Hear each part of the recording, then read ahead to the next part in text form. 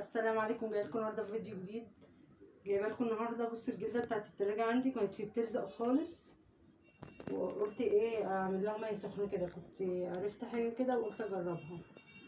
كانت الجلده عندي زايبه والتلاجة مش بتتقفل. بصوا دي ميه مغليه اهي،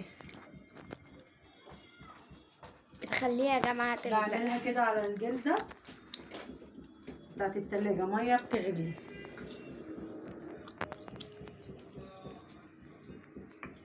بس خلي بالكم بتخلي الجلده تبقى طريه خالص وتبقى لينه. يا جماعه بصوا انا لا ميه سخنه قوي، ميه هنا مولعه.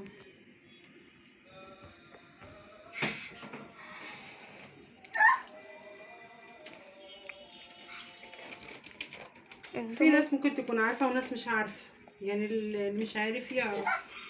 انا بصراحه ما كنتش اعرف وعرفت حاجه جربتها ولقيتها كويسه، قلت يعني اقول لكم عليها.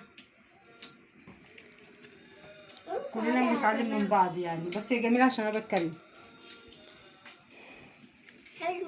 كانتش التلاجة بتقفل معايا خالص. عايزه اقول لكم انا من كام سنه غيرت التلاجة بسبب الجلده دي، ما كنتش اعرف ان هي بتتعمل كده بصراحه. هنا يا جماعه كده بصوا اهي، بصوا باب التلاجة الجلده وبقت زي الفل. انا جبت فرشه سنان كده، متفتحهاش جامد. جبت فرشه سنان كده وعملت بيها، نضفت بيها الجلده بشويه خل عشان ما تبقاش يعني ليها ريحه زفاره وكده. بصوا بقت عامله ازاي، حاجه سهله قوي. يعني الناس ممكن تكون في ناس بجد عارفه كل الحاجات دي، انا عن نفسي ما كنتش اعرف وعرفت. فلما بعرف معلومه او حاجه فبقولت يعني اقول لكم عليها. وهي وغسلت باب التلاجة برضو، جبت برسيل جل كده في حبه ميه ورحت غسلت باب التلاجة. لسه بقى هغسل بقى ايه التلاجة من جوه اهي. بصوا عامله ازاي، مش نضيفه بصراحه. هنشيل كل اللي جوه ده، هفضيها كده من جوه. شيل المفارش دي، تحت المفارش نضيفه. شيل المفارش اغسلها. بصوا بقى ده اللي مش عليه مفرش، دي علبة جبنه، شويه خضار هنا هشيلهم برضو. فضي التلاجة بقى واغسلها من جوه ووريها لكم بعد كده. يا جماعه احنا بنعمل التنظيف قبل العيد ان شاء الله. كل سنه وانتم طيبين. حطوا لايك وشير وسبسكرايب. بصوا انا هخلي مريم هي اللي تغسل التلاجة. يلا يا حبيبتي انت وهي انت في اجازه ساعدي ماما في البيت. يلا يلا يا مريم فضيها. هاتي يا توتو هنا. شاطره جميله كمان جميله بتساعدنا اهي.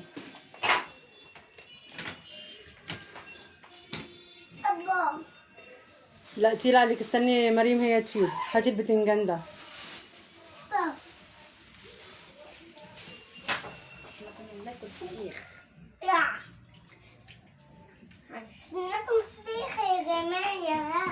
في حاجه صح عايزه اقول لكم عليها. انا كنت مصوره لكم فيديو الفسيخ دوت، ففي حاجه حصلت معايا. لقيت الفسيخ طلع حادق مني قوي بصراحه، ما قدرناش ناكله. فالحمد لله يعني عرفت اعالجه واصلحه. حطيته في ميه في ميه مش سخنه، ميه عاديه من الحنفيه كده في طبق، ونضفت شلت منه الملح خالص اللي جوه المخشيش دي. يعني بصراحه طلع حادق. فلو عملتيه تعرفي يعني تعالجيه بدل ما خساره يترمي. حرام.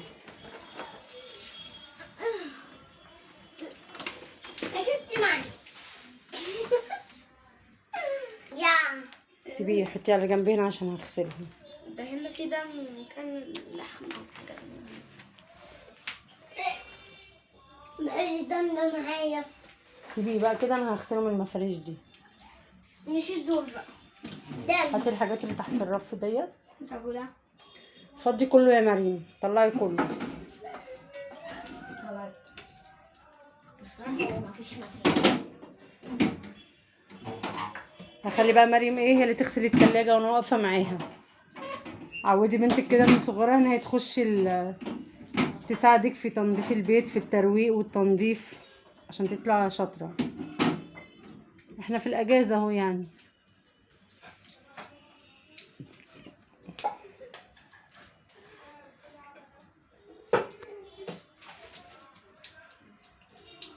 يلا يا مريم هاتي البرسيل اهو، برسيل جل، وعندك الليفه. جل جل.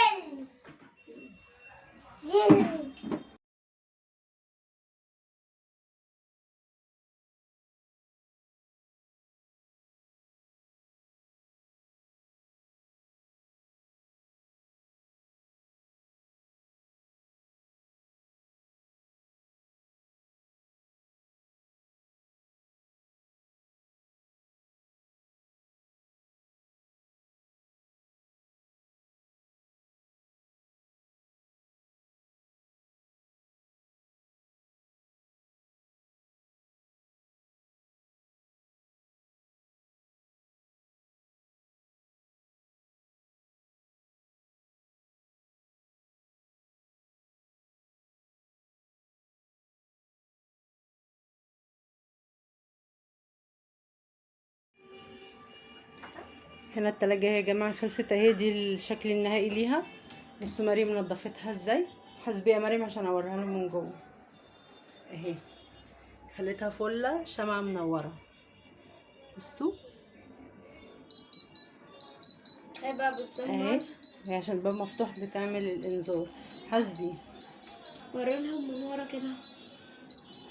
ومن ورا اهي، عايزه اوريكم كل حاجه هي عملتها. غسلت الباب ومخلتش فيها حته ما عملتهاش. علقت ولا ايه؟ يعني انت الاكل جواها ولا ايه؟ عودي بقى بنتك تعمل معاكي، دخليها المطبخ وخليها تروق. لو انت بقى عندك مشوار مثلا، بنتك تسد وراكي تعبانه لا قدر الله، لاي ظرف، يعني البنت يا جماعه سند وظهر لامها. فكل واحده تعلم بنتها ان هي تدخلها المطبخ وما تقولش لسه صغيره، لا بالعكس هي تعودها وهي صغيره احسن. هي بتبقى ظهرك وسند ليكي، في عزومه تبقى ظهرك وايديها بايديكي بكل حاجه. عوديها تعمل معاكي كل حاجه. اهي التلاجة اهي. اشوفكم في فيديو جديد، وشجعوا مريم بقى بلايك وشير. باي. مع السلامه.